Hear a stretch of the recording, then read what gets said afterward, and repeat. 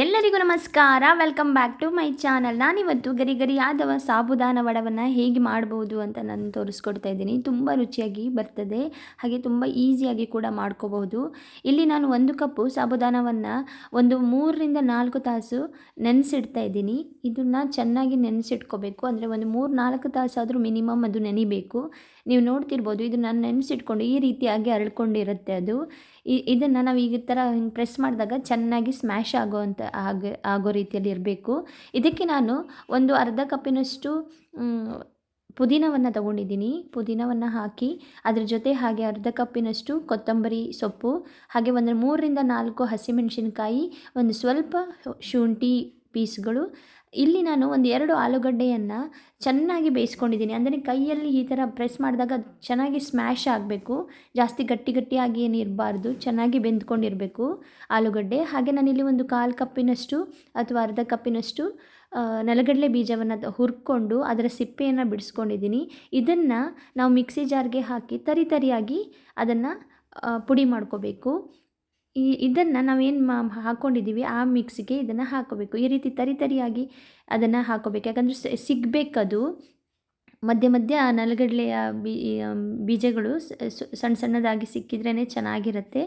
ಇದೆಲ್ಲವನ್ನು ಚೆನ್ನಾಗಿ ಮಿಕ್ಸ್ ಮಾಡಬೇಕು. ಇದಕ್ಕೆ ನಾನು ಒಂದು 1/4 ಸ್ಪೂನಷ್ಟು ಅರಿಶಿನ ಪುಡಿ, ಹಾಗೆ ಒಂದು ಅರ್ಧ ಸ್ಪೂನು ಜೀರಿಗೆ, 1 ಸ್ಪೂನಷ್ಟು ಅಚ್ಚಕಾರದ ಪುಡಿಯನ್ನು ನಾನು ಹಾಕ್ತಾಯಿದ್ದೀನಿ. ಆಲ್ರೆಡಿ ನಾನು ಹಸಿಮೆಣಸಿನ್ಕಾಯಿನೂ ಕೂಡ ಹಾಕಿದ್ದೀನಿ. ಹಾಗೆ ಕೊತ್ತಂಬರಿ ಪುಡಿ ಒಂದು ಅರ್ಧ ಸ್ಪೂನು, ಹಾಗೆ ರುಚಿಗೆ ತಕ್ಕಷ್ಟು ಉಪ್ಪನ್ನು ಹಾಕಿ ಇದನ್ನು ಚೆನ್ನಾಗಿ ಮಿಕ್ಸ್ ಮಾಡ್ಕೋಬೇಕು. ನಾನು ಮಾಡಿರುವಂತಹ ರೆಸಿಪಿಗಳು ನಿಮ್ಗೆ ಇಷ್ಟ ಆಗ್ತಾಯಿದ್ರೆ ದಯವಿಟ್ಟು ಒಂದು ಲೈಕ್ ಕೊಡಿ, ಹಾಗೆ ಕಮೆಂಟ್ ಮೂಲಕ ಹೇಗಾಗಿದೆ ಅಂತ ತಿಳಿಸಿ. ನಾನಿಲ್ಲಿ ಇದನ್ನು ಕೈಯಲ್ಲೇ ಈ ರೀತಿ ತಟ್ಕೋತಾ ಇದ್ದೀನಿ. ಈ ರೀತಿ ಚೆನ್ನಾಗಿ ಒಂದು ಶೇಪ್ ಕೊಟ್ಕೊಂಡು ಇದು ಬೇಕಾದರೆ ಒಳಗೆ ಮಧ್ಯದಲ್ಲಿ ತೂತು ಕೂಡ ಮಾಡ್ಬೋದು.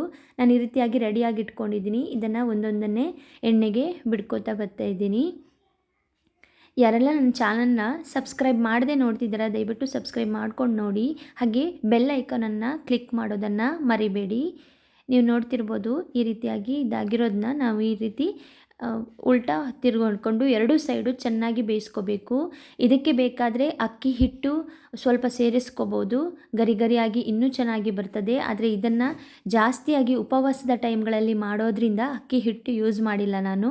ಈ ಅಕ್ಕಿ ಹಿಟ್ಟು ಕೂಡ ಯೂಸ್ ಮಾಡ್ಕೋಬೋದು. ನೀವು ನೋಡ್ತಿರ್ಬೋದು ಎಷ್ಟು ಚೆನ್ನಾಗಿ ಬಂದಿದೆ ಈ ವಡ ಅಂತ. ತುಂಬ ಈಸಿಯಾಗಿ ಫಟಾಫಟ್ ಅಂತ ಮಾಡ್ಕೋಬೋದು. ಒಂದು ಸಾಬುದಾನವನ್ನು ನೆನೆಸಿಟ್ಕೊಂಡ್ರೆ ಇದನ್ನು ತುಂಬ ಈಸಿಯಾಗಿ ಬೇಗ ಬೇಗ ಮಾಡ್ಕೋಬೋದು. ಊಟದ ಟೈಮಲ್ಲಿ ಸೈಡ್ ಡಿಶ್ ಆಗಿ ಕೂಡ ಇದನ್ನು ತಿನ್ಬೋದು. ನಾನು ಇದಕ್ಕೆ ಪುದೀನ ಚಟ್ನಿಯನ್ನು ಯೂಸ್ ಮಾಡಿದ್ದೀನಿ. ತುಂಬ ಚೆನ್ನಾಗಿರುತ್ತೆ ಪುದೀನ ಚಟ್ನಿ. ನೀವು ನೋಡ್ತಿರ್ಬೋದು ಎಷ್ಟು ಚೆನ್ನಾಗಿ ಬಂದಿದೆ ಅಂತ. ಈ ರೀತಿಯ ಹೆಚ್ಚಿನ ರೆಸಿಪಿಗಳಿಗಾಗಿ ನನ್ನ ಚಾನಲ್ನ ಸಬ್ಸ್ಕ್ರೈಬ್ ಮಾಡೋದನ್ನ ಮರಿಬೇಡಿ. ನೀವು ನೋಡ್ತಿರ್ಬೋದು ಎಷ್ಟು ಚೆನ್ನಾಗಿ ಬಂದಿದೆ. ಈ ಸಾಬುದಾನ ವಡ ಏನಿದೆ ಇದನ್ನು ಉಪವಾಸದ ಟೈಮ್ಗಳಲ್ಲಿ ಜಾಸ್ತಿಯಾಗಿ ಮಾಡ್ತಾರೆ. ಹಾಗೆ ಇದಕ್ಕೆ ಸ್ವಲ್ಪ ಅಕ್ಕಿ ಹಿಟ್ಟನ್ನು ಹಾಕಿದರೆ ಇನ್ನೂ ಗರಿ ಗರಿಯಾಗಿ ಚೆನ್ನಾಗಿ ಬರ್ತದೆ. Thanks for watching.